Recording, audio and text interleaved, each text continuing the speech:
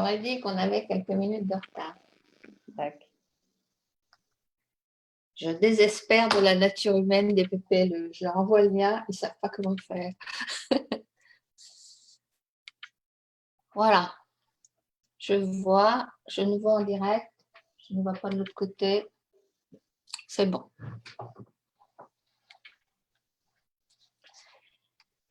Hop.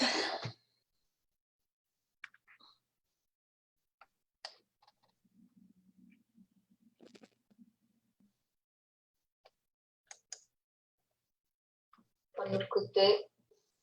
C'est bon.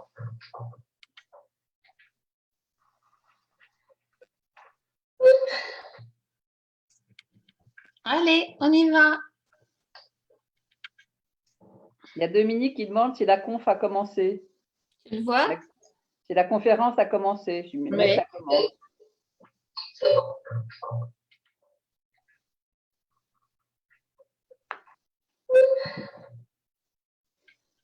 Allez, on y va.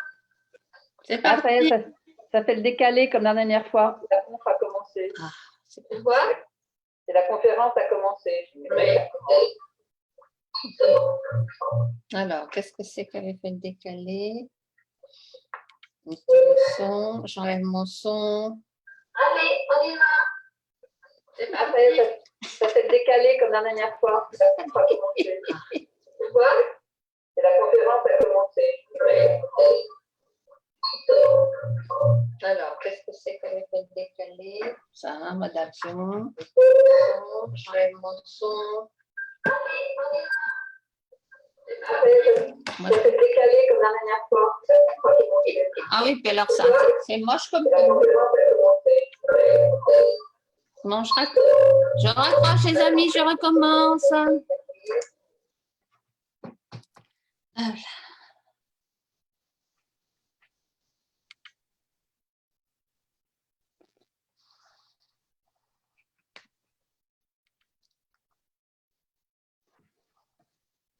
Alors, amis de Facebook, je pense que vous nous voyez. Il y a quelques petits décalages dus à la technique, à l'assemblage entre Zoom et Facebook qui pose toujours une petite question.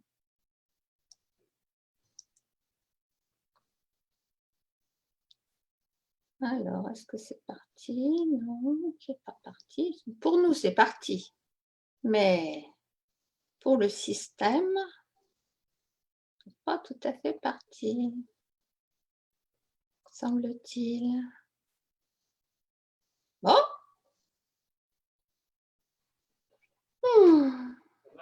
Non. Ah. Donc, ça fonctionne. Ça fonctionne et nous, on ne voit pas. Allez, Catherine, chère Catherine. Bonjour. Avec nouvelle expérience et nouvelle conférence. Nouvelle conférence, nouvel échange. Voilà. Donc, ça roule. Très bien. Bravo pour les techniciens. Donc, Catherine, docteur Catherine Emle-Perressol, révélatrice de la logique émotionnelle, qui va te conférer sur un sujet que vous avez reçu, qui s'appelle les besoins avec leurs deux polarités. Je te laisse parler, Catherine. Alors, c'est un sujet clé quand on cherche à comprendre les émotions parce que il ne peut pas y avoir d'émotion sans que ces manifestations émotionnelles révèlent la nature, on va dire, des besoins qui sont les nôtres. Alors, déjà, un premier point, c'est que quand on cherche à comprendre le système vivant, le système vivant est fondé sur le fait que nous le voulions ou pas, quelque chose que personne ne sait d'ailleurs définir, ni d'où il vient, ni ce que c'est, etc., quelque chose appelle à l'existence. Et s'il y a bien quelque chose qu'on ne peut pas ni saisir, ni définir, ni savoir d'où ça vient, c'est bien cet appel à être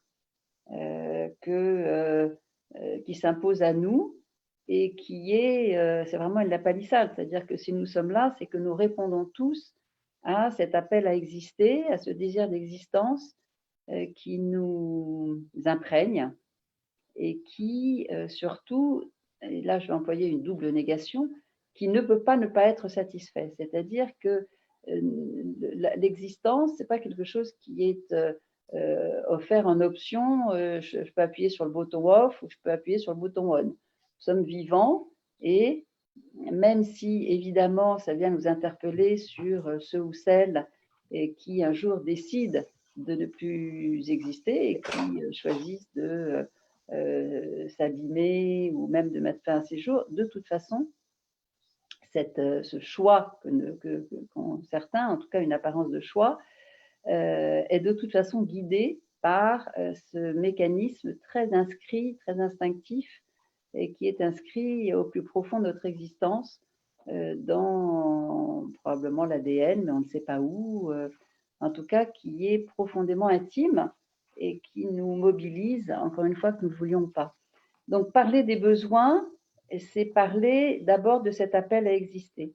Et cet appel à exister, d'emblée, nous allons pouvoir le distinguer des moyens que nous trouvons, des moyens que trouve le corps, des moyens que trouve l'esprit pour répondre à cet appel. Et dans notre langage courant, nous avons l'habitude de créer une confusion avec le mot besoin, qui fait qu'en matière alimentaire, c'est moi, j'ai besoin de boire tout de suite je sais pas, un verre de vin, manger une pizza, je sais pas quoi, tellement nous avons pris l'habitude de confondre besoin et moyen de satisfaire le besoin. Et ça, c'est déjà un premier point qui mérite toute notre attention, puisque quand dans le langage courant, nous pouvons dire quelque chose comme « mais moi j'ai besoin que tu sois là », que l'autre soit là, c'est un moyen, ce n'est pas un besoin. Le besoin, il est toujours intime à sa propre existence. On ne peut pas lui échapper, il ne peut pas nous échapper. Nous pouvons mettre des mots dessus, nous pouvons parler d'un désir d'existence, nous pouvons créer un discours sur ce besoin, s'interroger sur la nature de ce besoin, s'interroger sur la qualité de ce besoin. Est-ce que ça concerne plutôt un besoin structurel, corporel? Est-ce que ça concerne plutôt notre façon d'être en lien avec les autres, avec l'extérieur, voire avec soi-même? Est-ce que ça concerne plutôt le sens que nous donnons aux événements ou à notre vie? Mais de toute façon, ces besoins, ils sont intrinsèques. Ils sont inhérents au fait même d'exister. Et c'est tellement évident que malheureusement, nous oublions de nous référer à ces besoins, tellement nous sommes habitués, encore une fois, à confondre le besoin d'être et les moyens pour répondre à ce besoin. Et cette première distinction, elle est cruciale, parce que quand nous ne la faisons pas, nous restons coincés, si je puis dire, dans des habitudes et des automatismes qui nous font croire, vraiment dur comme fer, que si je dis j'ai besoin de l'autre, c'est que c'est un besoin.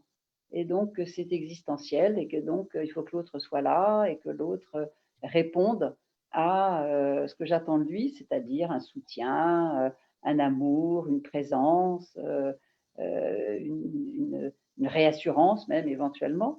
En tout cas, cette confusion, évidemment, entretient d'abord des rapports qui peuvent être même conflictuels, mais surtout entretient chez nous une forme d'angoisse, c'est-à-dire si j'ai besoin que l'autre soit là, si l'autre n'est pas là, eh ben, c'est normal que je sois mal. Et donc, plus nous confondons ce besoin d'exister, ce besoin d'être, ce désir d'existence, plus nous le confondons aux moyens pour le satisfaire, plus nous entretenons des ressentis difficiles, douloureux et pénibles.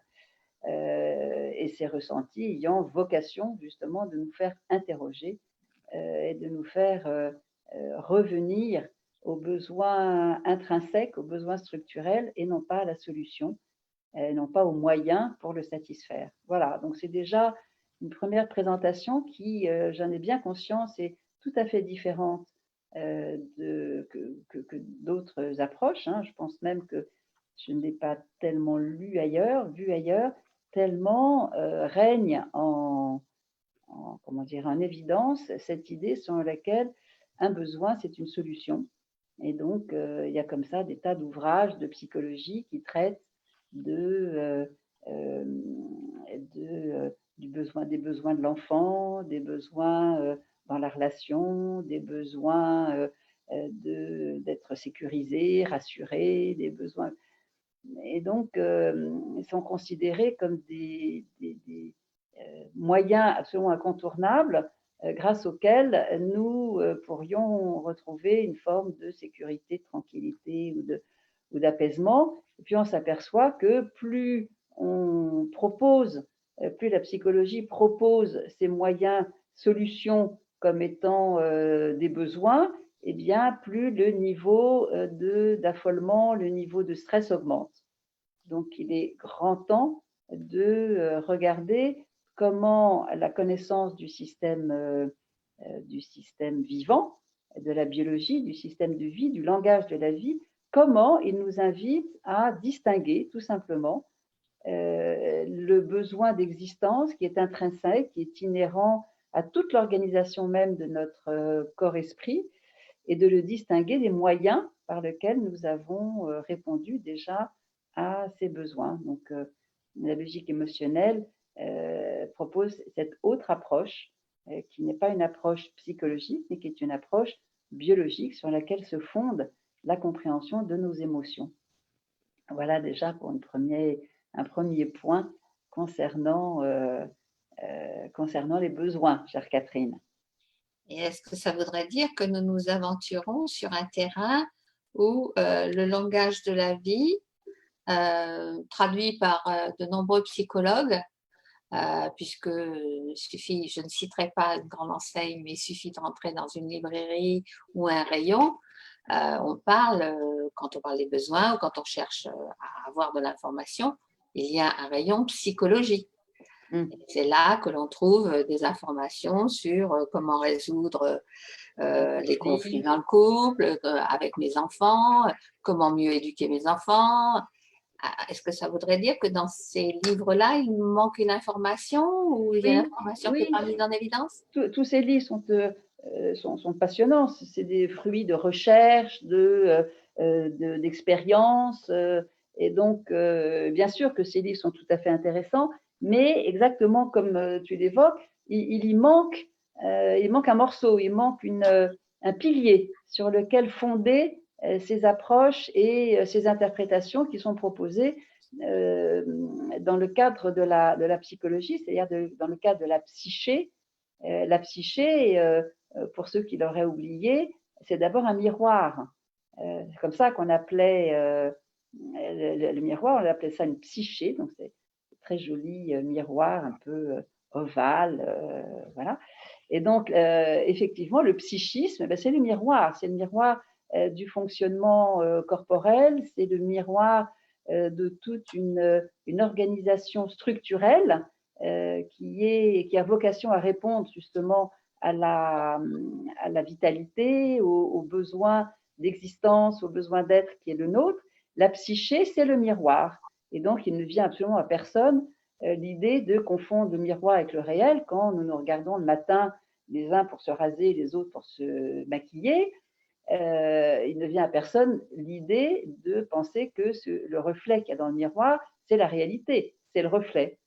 Voilà, et nous avons tendance à limiter, dans notre culture, à limiter notre existence au reflet, ce qui n'est qu'une partie, évidemment. Nous avons un système nerveux qui reflète l'expérience corporelle, formidable, utilisons-le pour ce pourquoi il est fait, c'est-à-dire pour parler, pour raconter des histoires, pour projeter dans le futur, pour évoquer des souvenirs merveilleux.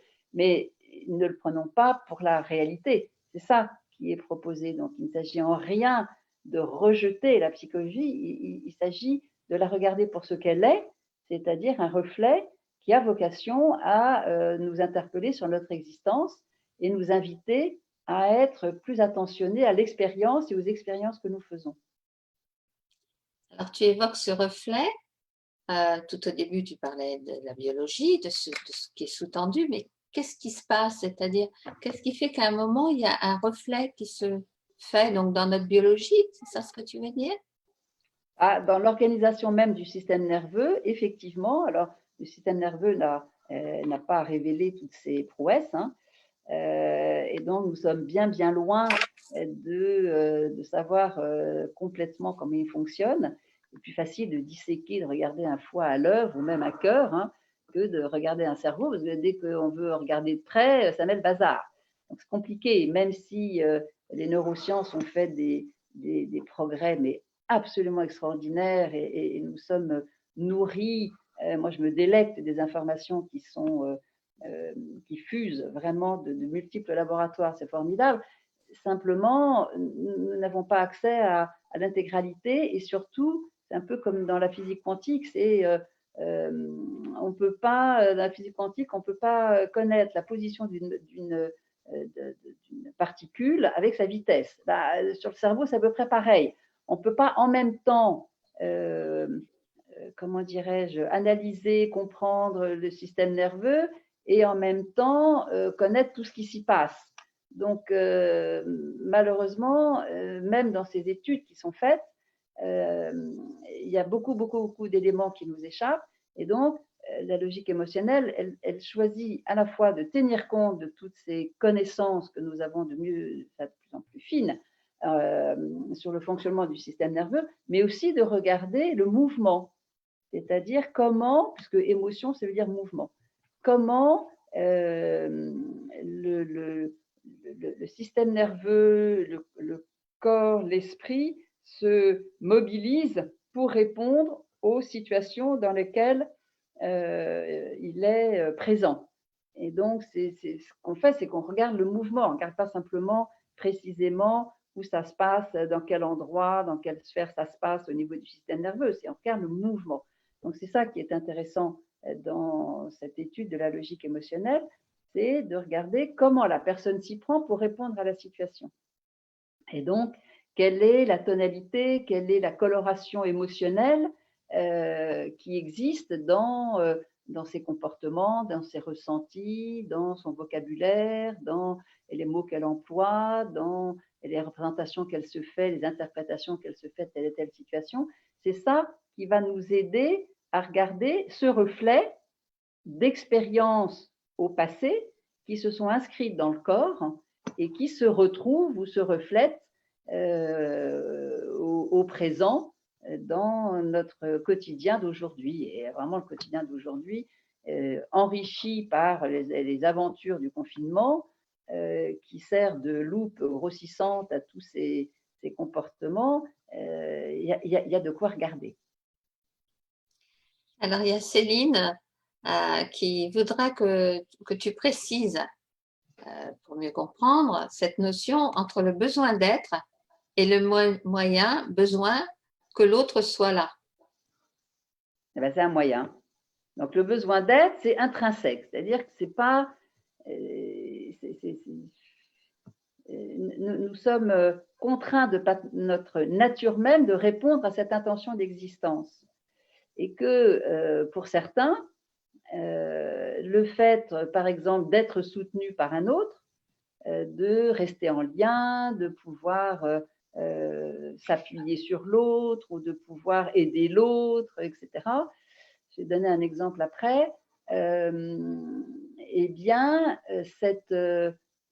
comment dirais-je, ce moyen-là a été enregistré, mémorisé, vécu, intégré de façon, la plupart du temps non consciente, hein, comme une évidence, comme le moyen de maintenir la vie. Par rapport à l'autre, c'est alors pas juste un autre, mais c'est une fonction, en l'occurrence professionnelle, d'une personne qui a agi en tant que médecin pendant.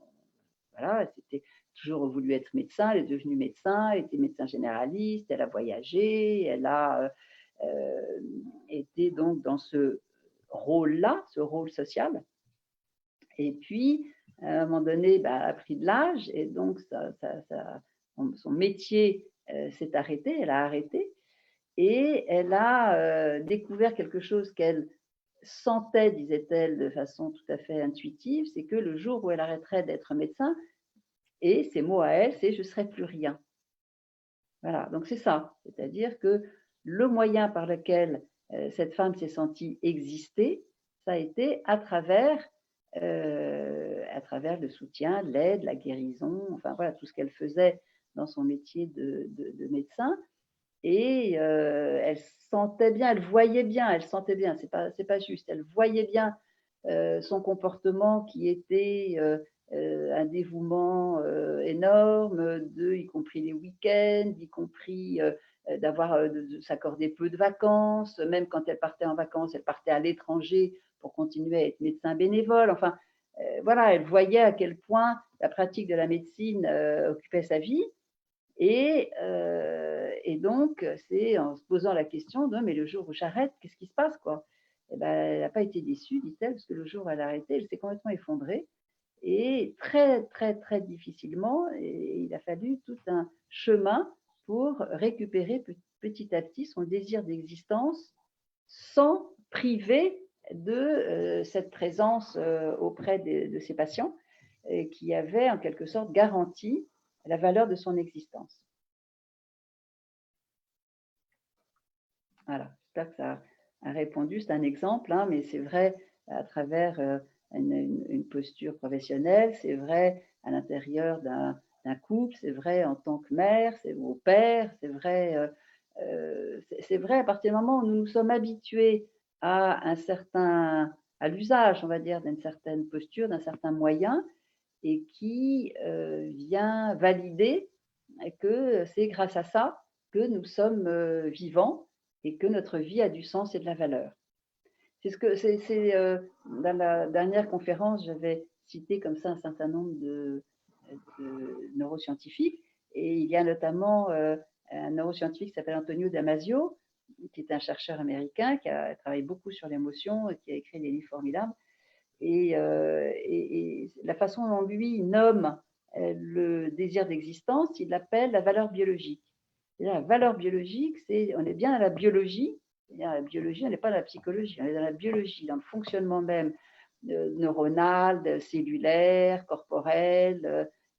Voilà, la biologie, c'est le langage. Bios, c'est la vie, hein, donc c'est le langage de la vie.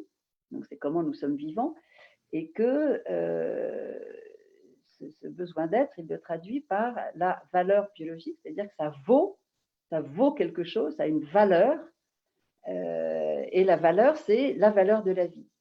Et donc, j'aime beaucoup cette association entre deux termes qui à la fois parlent de valeur, alors que nous, dans nos psychismes, dans nos interprétations, la valeur, c'est la valeur d'un travail, la valeur de l'argent, la valeur, voilà, donc il y a d'emblée une histoire d'estimation dans le mot valeur et l'associer au mot biologique, c'est-à-dire que, ah ouais, d'emblée, on découvre que être vivant, c'est répondre à une valeur biologique. Et ça, je trouve ça absolument formidable. C'est souvent aussi ce que les gens peuvent réaliser quand, dans la pratique de la méditation. Ils font rien, ils sont assis sur un coussin, et donc ils sont quelquefois un peu perdus à toutes les idées qui se déroulent. Très souvent, entre la liste de courses, j'ai oublié ceci, cela. Et puis, quelquefois, ils font cette expérience absolument étonnante moi je l'ai faite, hein, donc vraiment, c'était tout à fait magique. Moi, évidemment, j'ai pu le relier à la logique émotionnelle dont j'étais déjà largement imprégnée, mais qui est l'existence avec beaucoup de simplicité, de la valeur de sa propre existence, la valeur biologique, la valeur de sa vie, qui n'a pas à être estimée d'une autre façon que le simple fait d'être existant et vivant. Donc, expérience que vraiment je souhaite à chacun parce que j'ai envie de dire, ça remet les pendules à l'heure ou ça remet la boussole dans le bon axe ou ça remet l'église au centre du village. Enfin, on en a des expressions comme ça qui permettent de découvrir une forme de présence ou de centrage qui fait du bien, voilà, dès l'instant où nous en faisons l'expérience, voire l'épreuve. Céline Une autre s'interroge. question? Ouais. Moi, Céline s'interroge sur un juste milieu, un équilibre qui pourrait être entre les deux. J'existe pour moi et j'existe pour l'autre. Alors là, c'est difficile de répondre à cette question, d'être en même temps pour l'autre et en même temps pour soi. Parce que c'est pas tout à fait comme ça que ça s'organise. C'est plus facile de passer déjà par cette notion effectivement d'équilibre que suggère Céline, c'est ça? Céline, oui. Que suggère Céline, c'est-à-dire le besoin d'existence, le désir de se sentir vivant, de se sentir présent, existant, etc. Ce désir-là, il est lui-même dans une posture, on va dire, naturellement instable, c'est-à-dire il est un équilibre entre deux polarités. Alors, les polarités de besoin, c'est quelque chose qu'on étudie vraiment volontiers en logique émotionnelle. Ça dit comment nous existons naturellement dans cette recherche d'équilibre parce que au niveau même de la structure corporelle, au niveau cellulaire, au niveau vraiment le plus basique, hein, ADN, corpusculaire, etc., la vie n'existe que dans cette recherche d'équilibre constante entre deux polarités qui sont pour l'une une polarité, on va dire, plus statique, c'est-à-dire une polarité avec une aspiration à conserver la vie, c'est-à-dire la conserver à l'identique. Donc il y a un instinct de conservation, en général c'est comme ça qu'on l'appelle, et l'instinct de conservation, c'est la façon dont le corps aspire à rester le même en permanence. D'ailleurs, c'est quand même bien pratique parce que chaque matin, quand on se voit dans le miroir dont on parlait tout à l'heure, nous nous reconnaissons. Évidemment, 30 ans après, on a un peu changé, mais quand même, nous nous reconnaissons chaque matin. Et donc, ça veut dire que malgré toute la fonctionnalité des cellules qui se renouvellent en permanence, puisque le corps humain se renouvelle en permanence, les cellules se renouvellent en permanence, malgré ce renouvellement, nous conservons à l'identique non seulement notre apparence, mais nos organes, etc., etc. Formidable. Et donc, le corps humain est imprégné de cet esprit de conservation que l'on retrouve évidemment dans notre esprit, c'est-à-dire la façon dont nous raisonnons, dont nous pensons, nous parlons, etc. Donc, dans la psyché, c'est exactement la même chose, c'est nous aspirons à conserver ce que nous avons déjà. Et donc, cet esprit de conservation, il existe non seulement, en tout cas, cette aspiration à la conservation existe non seulement corporellement, mais il existe aussi il est prolongé, on va dire, dans la psyché, et comme un reflet, hein, comme une prolongation tout à fait naturelle. Et donc, nous cherchons tous à conserver ce qui nous va bien et à rester à l'identique de ce qui satisfait justement notre existence. Et on le voit bien avec la survenue des événements récents où nous attendions un cataclysme, comment dirais-je, un cataclysme écologique. Ce qui arrive, c'est un truc microbique, c'est même pas un microbe, c'est plus petit, qu'on ne voit pas, et ça met un bazar pas possible. Donc, changement. Et voilà, c'est-à-dire que tout d'un coup, nous n'avons plus les moyens que nous avions auparavant pour répondre à notre existence. Et il y a un temps d'acclimatation, il y a un temps d'adaptation, et puis on ne rêve que d'une chose, c'est à revenir comme c'était avant. Donc, comme c'était avant, même si dans tous les médias, c'est plus rien ne sera jamais comme avant, etc., n'empêche que la plupart des gens, tout à l'heure j'en parlais avec Catherine et son mari, qui était, c'est pas grave, hein, si on ne fait pas la conférence, on ira dans un petit resto fêter un anniversaire et de quelqu'un que j'aime beaucoup. Et donc, voilà, il y a tout cet automatisme qui consiste à vouloir conserver des habitudes et ce n'est pas choisi, c'est vraiment automatisé dans le corps. Donc il y a tout un pan de notre organisation qui tend à conserver un instinct, un désir de conservation qui est tout à fait naturel. Et puis, il y a une autre partie qui est non pas en opposition, mais comment dirais, dans une autre polarité de besoin, qui est un besoin plus dynamique. Autant la conservation a un aspect évidemment beaucoup plus statique, autant l'autre polarité a un aspect dynamique, et donc qui est orienté du côté de la croissance. La croissance, c'est la capacité à ce que quelque chose change par rapport aux événements qui eux-mêmes sont en changement, en évolution, etc., en mouvement en tout cas. Et donc, la capacité de croissance, ce n'est pas simplement de grandir, évoluer, etc. C'est la capacité à s'adapter au nouveau en changeant quelque chose dans notre organisation. Et donc, cette croissance, qui, on le voit bien, on la voit à l'œuvre hein, quand l'enfant naît et puis petit à petit, voilà, il est en croissance. Donc là, c'est visible parce qu'il est en croissance physique, il est en croissance d'apprentissage, il est en croissance. Et qu'est-ce qui fait qu'on sait qu'il est en croissance? C'est non seulement parce qu'il bouge, mais qu'il acquiert à chaque fois des capacités nouvelles par rapport à la situation dans laquelle il est baigné.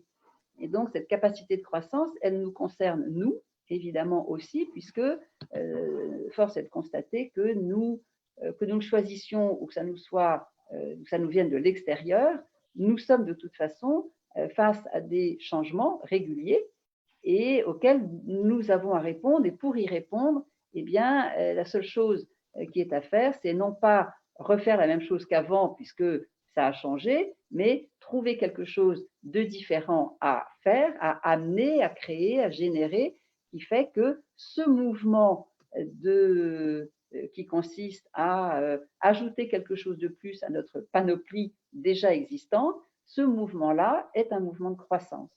Donc, l'équilibre, il est déjà à l'intérieur de nous. Il n'est pas simplement entre moi et l'autre, il est déjà à l'intérieur de soi. Et que c'est en répondant à cette recherche d'équilibre entre ma conservation à laquelle je tiens comme à la prunelle de mes yeux et la croissance qui est à laquelle je suis conviée du fait de changements générés par moi ou générés par l'extérieur, cette recherche-là, c'est elle qui va me permettre d'être en lien avec l'autre d'une façon la plus adaptée et la plus juste, et à moi et à l'autre. Mais non pas parce que j'aurais cherché un équilibre entre moi et l'autre. Là, il y a un côté qui, c'est une prise de tête, c'est impossible. Entre moi et l'autre, on ne sait pas l'autre, on ne sait pas ce qu'il veut, il nous demande un truc, mais pourquoi il nous le demande? Il nous a demandé ça hier. L'autre est par définition un inconnu pour nous. Et donc, mieux vaut nous baser, nous, même si on est persuadé de le connaître par cœur. Hein, il ne faut pas se leurrer, l'autre a inévitablement, comme nous-mêmes, son jardin secret, et c'est tant mieux, puisque du coup, c'est toujours un monde à découvrir, et c'est ça qui est formidable.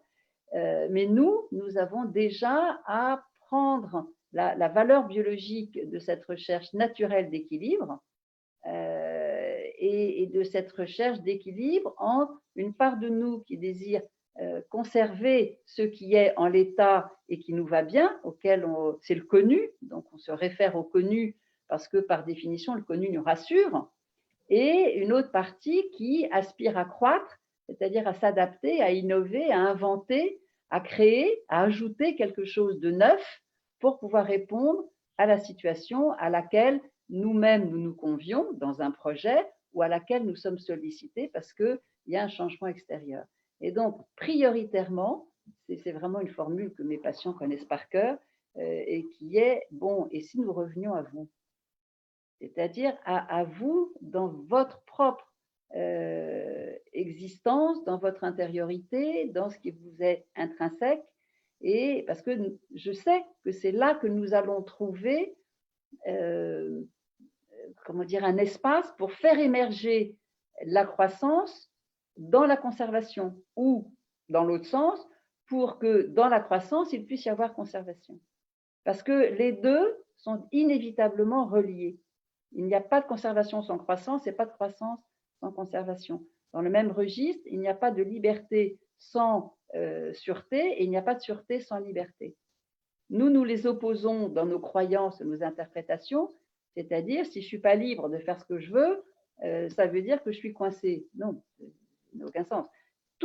Les polarités sont des duos naturels, intrinsèques à toute l'organisation de notre existence, que ce soit corporelle et évidemment à partir du corps dans notre façon d'exister au monde vis-à-vis de nous-mêmes, de notre corps, de notre santé. Tiens, justement, c'est un beau sujet actuellement.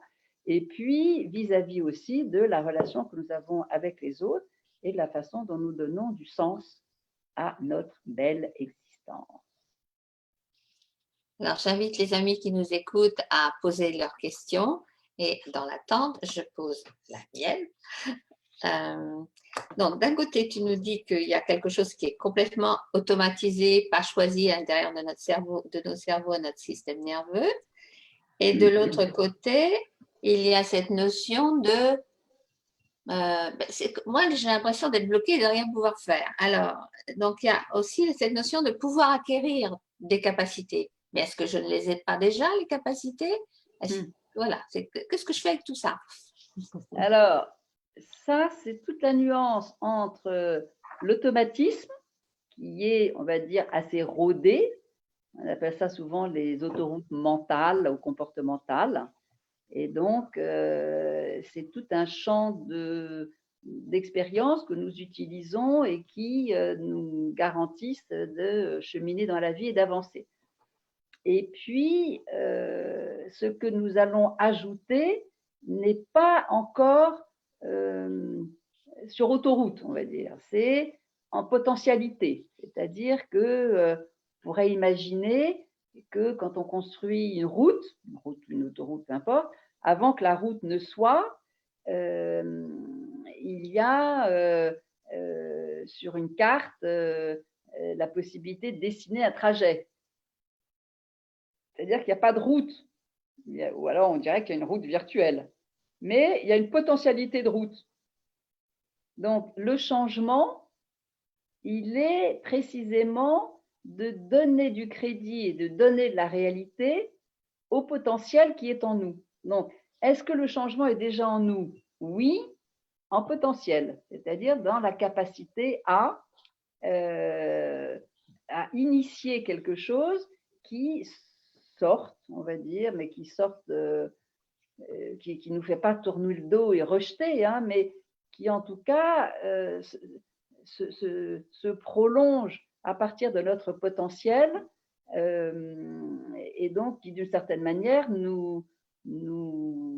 j'aime pas dire, je sais pas, nous éloigne, nous font aller un peu plus ailleurs, un peu plus loin que dans l'habitude comportementale qui consiste à répéter grosso modo tout le temps la même chose ou faire toujours la même chose parce qu'on connaît, ça rassure et que quelque part, ça renvoie à un sentiment d'existence et celui-là, on ne peut pas le lâcher, il ne peut pas nous lâcher. Donc, voilà, donc c'est en potentiel, mais ce potentiel, il y a évidemment que nous qui pouvons le réaliser et jusqu'à ce qu'un jour il devienne automatique. Après tout, nous avons tous, pour ceux qui connaissent la conduite automobile, nous avons tous à un moment donné été devant un volant en se demandant ce qu'on allait faire de ce machin. Et en plus de ça, les pédales, l'une, l'autre, etc. Donc, et pourtant, à un moment donné, c'est devenu automatique. Donc, l'automatisme s'acquiert avec l'usage, mais tant que nous ne l'utilisons pas, nous ne pouvons pas l'acquérir. Alors, est-ce que c'est ça ce qui se passe actuellement en termes de haut, de bas, de tempête, certains ont l'impression qu'ils ont juste une envie, moi par exemple, me débarrasser de tout ce chantier qui nous environne. Certains sont encore au travail, sont confinés. Ça paraît bouger beaucoup, non? Ça bouge beaucoup. De toute façon, la vie, c'est du mouvement, donc plus ou moins intense, c'est comme la mer, hein, ça peut être un peu vaguelette et puis ça peut être grosse tempête. Donc là, ce qu'on nous dit, c'est grosse tempête. Je dis c'est ce qu'on nous dit parce que en étant confiné, La tempête, elle n'est pas extérieure. La tempête, du coup, elle peut être plus intérieure. Et l'intensité de la tempête est vraiment fondée justement à ce remue-ménage ou remue-ménage qu'il y a du fait de la rupture avec nos habitudes.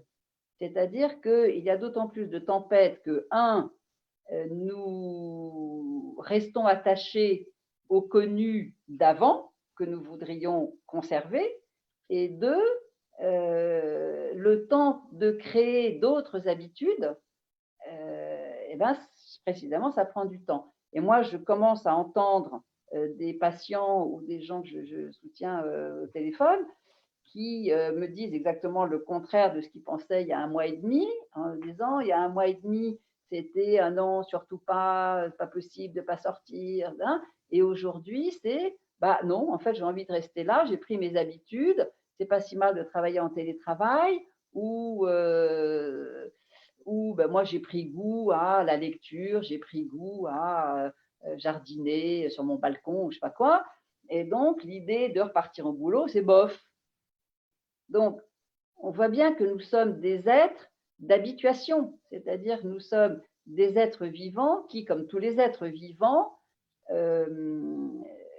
ont cette capacité à acquérir des habitudes comportementales et mentales.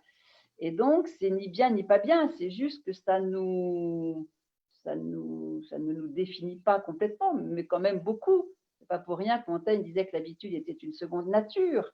Donc, ça veut dire que notre système nerveux, il s'organise pour s'habituer.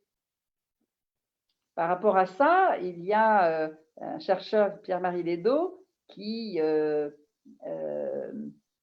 alors c'est une autre façon de le dire, il y avait cette formule qui disait un système nerveux, ça ne s'use que si on ne l'utilise pas.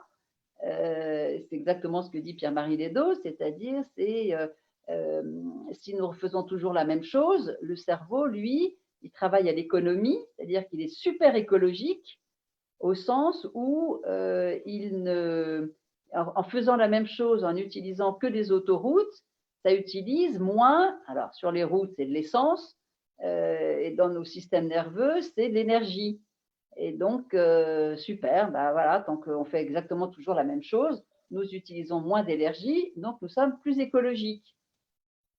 Bon, et donc ça veut bien dire que notre système nerveux recherche naturellement cette écologie et donc cherche à utiliser un peu moins d'énergie. Et ça se fait très très bien grâce au système d'automatisation et donc d'habituation. Nous sommes des êtres d'habitude. Mais à force d'utiliser la même habitude, nous sommes de moins en moins capables d'aborder la nouveauté. Et c'est bien ça qui peut, la nouveauté ou le changement. Et là, c'est bien ce qui se passe. C'est-à-dire que plus nous sommes habitués à, comment dirais-je, un registre dans lequel nous trouvons une forme de sécurité, plus nous aurons du mal à nous adapter au nouveau. C'est mécanique.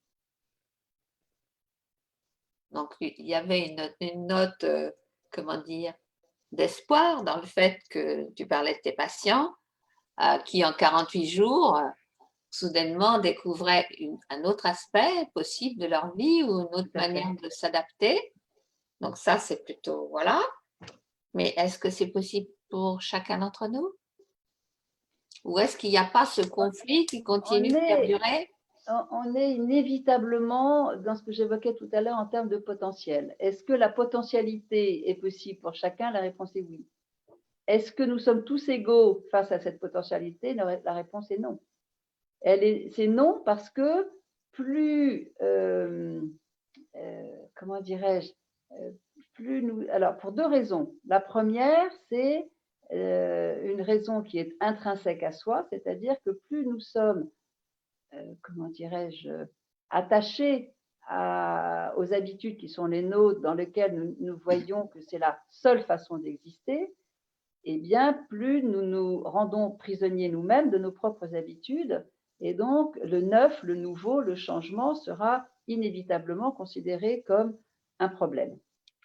Après, il y a évidemment des considérations extérieures, C'est-à-dire que nous vivons tous dans un environnement. Cet environnement est différent pour chacun, que ce soit la précarité, pour prendre un mot un peu générique et qui rend compte des difficultés sociales que rencontrent énormément de personnes, que ce soit dans leur rapport au travail, que ce soit dans leur rapport à leur environnement familial, conjugal, et dans leurs apprentissages, dans les conditions d'apprentissage, etc. Nous sommes quand même profondément inégaux dans ce registre-là, malgré toutes comment dirais-je, façons dont les États font de leur mieux pour essayer d'alléger ces différences. Force est de constater que c'est très différent pour chacun. Et donc, même s'il y a une égalité de potentiel, nous ne sommes pas tous égaux face à l'usage du potentiel qui est le nôtre. Et là, nous rejoignons effectivement la dimension sociale, c'est-à-dire les conditions extérieures qui peuvent favoriser ou non cette croissance que j'évoquais tout à l'heure. C'est-à-dire que cette croissance, elle est possible pour chacun, elle existe et de toute façon, chacun s'adapte dans des conditions plus ou moins difficiles, mais chacun s'adapte et le besoin d'existence, il existe et donc nous ne faisons que répondre à ce besoin d'existence par des moyens plus ou moins défensifs et plus ou moins heureux. Et donc cette capacité d'habituation, elle existe pour chacun, mais évidemment que les moyens extérieurs pour répondre à cette capacité, eh bien, ils diffèrent profondément les uns par rapport aux autres, et c'est là où nous rejoignons effectivement une réflexion sociologique qui, aujourd'hui, est évidemment certainement au cœur des enjeux prochains. Donc Laurent, notre Laurent, s'interroge sur la suite de ce que je pense que ça fait suite à ce que tu viens de dire, avec cette notion de tendance en chacun d'entre nous à être plus ou moins ouvert au changement ou à l'habituation. Qu'est-ce qui détermine ces tendances? Et est-ce que ces tendances sont source de conflits entre nous? Et même en nous? Alors, qu'est-ce qui fait que, j'ai envie de dire que là, on s'approche de l'historique de chacun, de l'histoire de chacun. C'est-à-dire que ces tendances de polarité en termes de conservation ou en termes de croissance est beaucoup plus le fruit d'expériences au pluriel qui ont été vécues, d'expériences archaïques, d'expériences structurelles qui ont été vécues par les uns et les autres, et du coup, la façon dont chacun a plutôt utilisé un mode opératoire, on va dire, non conscient, mais qui s'est inscrit comme étant, voilà, la vie, elle passe mieux si je conserve, ou la vie, elle passe mieux si je mobilise, je crée, je change, j'ajoute, etc., etc. Et donc là, évidemment, on arrive inévitablement à des données qui concernent chacun, c'est-à-dire qu'il n'y a pas plus de valeur à conserver, à chercher à conserver, qu'il n'y a de valeur à chercher à croître. Ce sont juste des modèles d'adaptation, parce que quand on regarde quelqu'un qui cherche à conserver, il a utilisé énormément d'énergie aussi à chercher à conserver, et probablement autant que celui qui cherche tout le temps à vérifier qu'il est libre, différent et qu'il est habitué à prendre des initiatives et à créer du changement. Donc, je crois que ce qui est beaucoup plus utile à regarder, donc là, il faut écouter, j'ai envie de dire, l'histoire de chacun pour arriver à donner, à éclairer la valeur biologique qu'il y a dans cette aspiration à conserver ou dans cette aspiration à croître. Et encore une fois, il n'y a pas plus de valeur d'un côté que de l'autre, parce que si on regarde bien, on était dans une période de croissance, etc. Puis à un moment donné, c'est la conservation, c'est-à-dire on reste tous confinés chez nous. cas presque tous, et qui apparaît comme étant le meilleur moyen de rester vivant. Donc on voit bien qu'il y a en permanence à l'intérieur, chez chacun d'entre soi, cette combinaison, ce mouvement, un peu comme des mouvements de culbuto, hein, entre conserver, croître, conserver, croître. Donc le culbuto, souvenez-vous, hein, il a un socle très stable qui est relié à la terre, puis il bouge. Voilà. Et donc, c'est ça que nous faisons tous. Donc, le fait de constater une opposition de polarité entre conserver et croître, c'est, je crois, beaucoup plus parce que l'attachement que l'on a vis-à-vis des moyens de croissance ou vis-à-vis des moyens de conservation nous enferme dans voilà, c'est ça et c'est pas autre chose.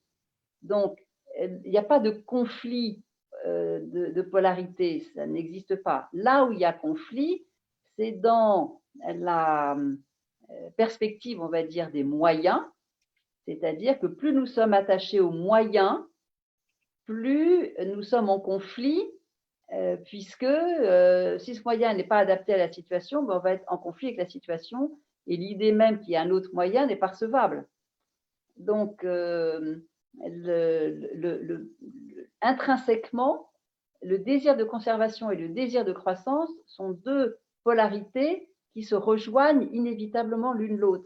Elles sont en permanence, j'allais dire, en négociation ou en médiation, puisque ce terme est plus est intéressant aussi. Mais je dis négociation parce que voilà, c'est comme si à un niveau qui nous est complètement inconscient, c'est comme si la polarité, la conservation était en négociation avec la croissance, et puis elle trouve une façon de s'ajuster, un peu comme plutôt pour arriver à un moment donné, on fait ça, on va mettre plutôt de la conservation, plutôt de l'adaptation. Donc, je dirais à un niveau non conscient, ce dialogue naturel entre ces deux polarités existe d'une façon tout à fait naturelle. Et d'ailleurs, je le vois tellement bien que quand j'accompagne des personnes et que je redonne à entendre comment naturellement il y a un travail entre ces deux polarités, ça fait très souvent émerger d'autres solutions que la solution à laquelle on est attaché et qui nous donne l'image ou l'idée qu'il y aura un conflit intérieur de soi et évidemment, du coup, un conflit avec les autres qui sont différents de nous.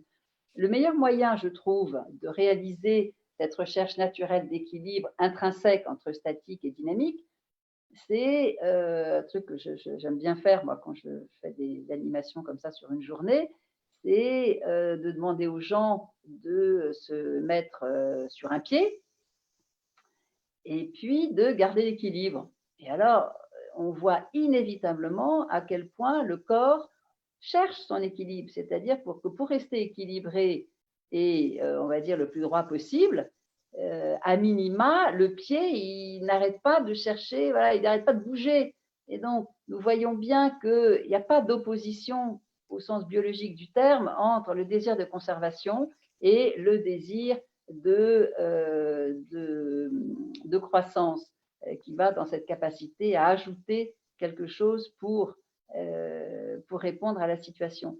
Donc, intrinsèquement, il n'y a pas d'opposition. Mais si, pour reprendre le même exercice, pour être quelqu'un qui donne l'image d'être quelqu'un d'équilibré, qui est statique, qui sait rester droit, etc. Et donc, c'est quand on demande de rester sur un pied et que la personne exige d'elle-même de rester droit et de ne pas bouger, et ça le plus longtemps possible, voire beaucoup plus longtemps que les autres, eh bien là, du coup, la polarité statique, la polarité conservation, va se trouver en conflit avec, ou apparemment en conflit, avec le fait de bouger pour arriver à rester en équilibre. Mais ce n'est pas dans un message corporel, c'est juste dans la façon dont l'image que nous avons de nous-mêmes, dans cette psyché, dans ces moyens que nous ajoutons pour répondre à ce besoin d'existence, eh bien, la façon dont nous sommes attachés à certaines solutions qui, du coup, deviennent le problème. Attacher des solutions qui sont devenues le problème, c'est ça ce que tu es en train de nous dire? Oui, c'est-à-dire que si, pour, répondre à l'invitation à rester, sur un pied, j'ajoute que moi, ma solution, c'est de ne pas bouger, eh ben, ça devient un problème. C'est-à-dire qu'il y a 9 chances sur 10 pour que la personne tombe ou, alors si elle ne tombe pas, elle va mettre l'autre pied par terre. D'accord? Et donc ça devient un problème. Et on le voit bien, hein, c'est combien, la comment dirais-je? Ce que j'évoquais en tout début de conférence, c'est-à-dire combien la distinction entre le besoin d'existence qui se traduit dans ce petit exercice corporel par le mouvement du pied qui permet de rester debout et de garder l'équilibre sur un pied, et ça se fait très naturellement, combien il est important de distinguer la capacité naturelle du corps-esprit à s'adapter à la situation dans un duo et dans un dialogue de conservation-croissance, et combien ça peut entrer en opposition avec certaines habitudes qui nous donnent à penser, nous donnent à croire que c'est en faisant comme ça que je vais vivre et pas autrement. Et donc, c'est comme si nous empêchions notre pied de s'adapter pour rester debout. Est-ce que je suis assez claire? J'ai envie t'interpeller sur l'exemple que tu avais donné dans la présentation de la conférence, c'est-à-dire l'exemple de Jean Valjean. Ouais. C'est-à-dire Jean Valjean, Tempête sous un crâne. c'est ça, qui ressent un tiraillement intérieur entre ce vol de bougeoir en argent qui va lui garantir une survie dite financière, mais donc une survie, et à la fois le fait qu'il est reconnaissant à cette personne, dont je ne me souviens pas le nom, enfin la personne qui l'a recueilli, nourri, etc. Donc ça fait tempête sous un crâne pendant toute une nuit. Et après, il y a la suite, le propriétaire continue de le soutenir. Mais est-ce que c'est ça dont tu parles, c'est-à-dire j'ai envie de dire ambivalence. J'entends bien que tu dis que c'est, comment dire, qu'il y a quelque chose de l'équilibre à chaque fois, et qu'il n'y a pas de conflit. En tout cas, une recherche d'équilibre. Une recherche d'équilibre, c'est ça. Une recherche d'équilibre, ça n'a rien de statique, hein, ce n'est pas une évidence comme ça qui nous tombe du ciel. C'est bien parce qu'il y a cette rencontre entre deux polarités que du coup, l'équilibre va se trouver, comme dans la marche à pied. La marche à pied, nous sommes dans un déséquilibre permanent grâce auquel nous pouvons avancer. Donc, pour revenir à Jean Valjean, il est effectivement entre, alors là aussi des habitudes, puisque il avait été condamné parce qu'il avait volé un petit pain quand il était jeune et qu'il est parti au bagne parce qu'on l'a accusé de vol, ce qui était vrai d'ailleurs, il avait volé, mais il avait faim. D'ailleurs, on entend le même conflit, hein, c'est-à-dire le moyen que je me donne pour manger qui fait que je suis hors la loi. Et là, il retrouve exactement le même conflit intérieur entre le moyen d'assurer sa vie en volant et puis un désir de lien avec cet homme qu'il avait soutenu, hébergé, et donc il ne sait plus comment se retrouver. Donc la solution va lui être amenée de l'extérieur. Évidemment que si Jean Valjean avait été, c'est une plaisanterie, en logique émotionnelle, et donc qu'il y ait eu un espace d'écoute pour recueillir, pour écouter ces deux polarités, c'est-à-dire qu'à l'intérieur de lui, il y a un homme qui aspire à une forme de liberté, une forme de garantie de sa propre liberté, de pouvoir avoir une vie à lui, etc. Et donc, ça se fait à travers le vol. Et puis, une autre part qui est d'un lien, droiture, d'une reconnaissance effectivement, de quelque chose, on entend bien, de plus statique, c'est-à-dire, là, à nouveau, je continue à fuir, je continue à me donner les moyens d'avoir une vie, mais c'est une vie en même temps qui non seulement est malhonnête, ça c'est un point de vue plus moral, mais une vie dans laquelle à chaque fois ça va être du vol, à chaque fois, voilà, donc je suis libre, mais à quel prix? Puis de l'autre côté, c'est être c'est-à-dire un citoyen, en tout cas un homme qui a une vie digne avec. Et donc, il a effectivement ce tiraillement. Et si on pouvait écouter ce tiraillement, certainement qu'il y a la possibilité de les relier, c'est-à-dire, mais comment est-il possible, dans l'actualité qui est la vôtre, en l'occurrence, si je vous vois Jean Valjean, qui est la vôtre, de relier à la fois les deux aspirations, c'est-à-dire à la fois ce que vous permettrait le vol des bougeoirs et cette dignité à laquelle vous aspirez, c'est comment est-ce que vous allez faire pour les relier les deux.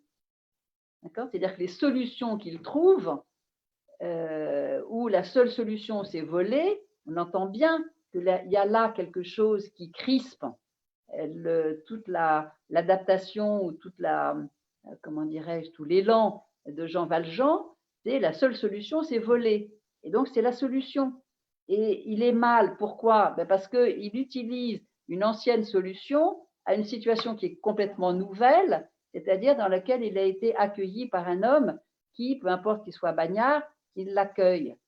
Et donc, en utilisant une solution ancienne à une situation nouvelle, inévitablement, tout son corps et surtout son esprit, ça devient une tempête. Donc, à lui, et s'il écoutait tout ce processus, dans la situation nouvelle, comment est-ce que je peux répondre au désir qui est le mien en volant les bougeoirs? Est-ce que c'est plus clair comme ça? Il me semble. Alors, pour faire suite à une question de Valérie, et peut-être que nous en terminerons là, moins qu'une autre arrive, elle essaie de discerner. Elle a bien pris conscience de la valeur biologique, du besoin d'exister, et en même temps, nous ne pouvons exister seuls en totale indépendance, mais plutôt dans une forme qu'elle appelle interdépendance. Et elle s'interroge, est-ce que c'est la polarité dynamique qui permet ça, cette interdépendance? Non. Non, l'interdépendance, c'est un fait. Il n'y a pas de vie sans un environnement. Ça n'existe pas. Ce n'est pas tant que nous devrions prendre conscience de l'interdépendance. Il n'y a pas de vie sans interdépendance. Ça n'a jamais existé, une vie indépendante. C'est un concept que nous créons, mais même une activité indépendante, elle est profondément dépendante de sa clientèle, etc. Donc ça n'existe pas. Donc le cerveau de la psyché a cette capacité extraordinaire à inventer des concepts qui donnent à penser que les choses pourraient être autres que ce qu'elles sont. Et donc l'interdépendance, elle est. Et nous sommes tous interdépendants. Et que la façon dont nous nous adaptons, c'est-à-dire dans cette aspiration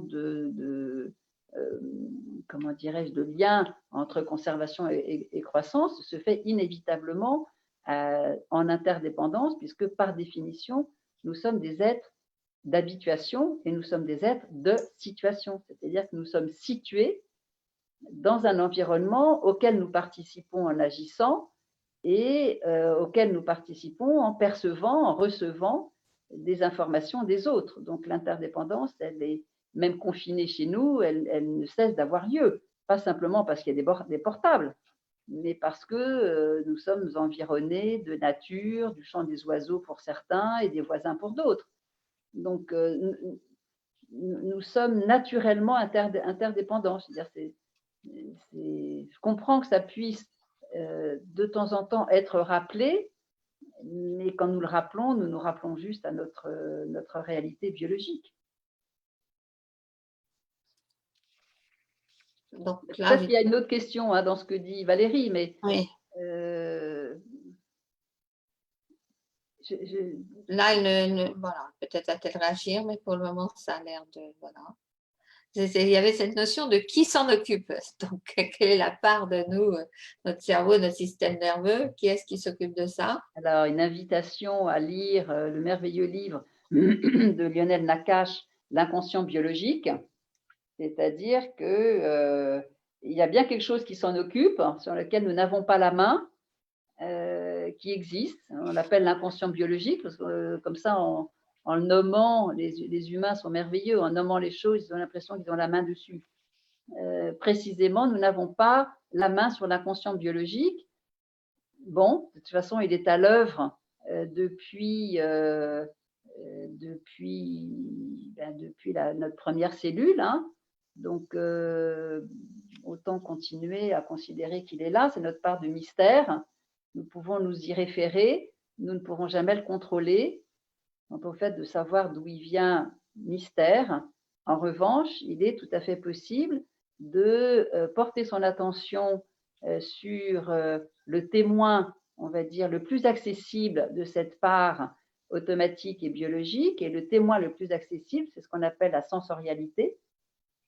Toute la dynamique sensorielle, il y a une véritable intelligence sensorielle corporelle qui est à l'œuvre, vivante, et que si nous ne pouvons pas savoir qui, quoi, là-haut fait que, en plus ça, c'est pas que là-haut parce que c'est l'ensemble du corps, le système nerveux, il est diffusé dans l'ensemble du corps à travers les nerfs, les synapses, etc. Nous pouvons néanmoins déjà nous connecter, on va dire, à ce témoin de cette part agissante, on va dire, en nous.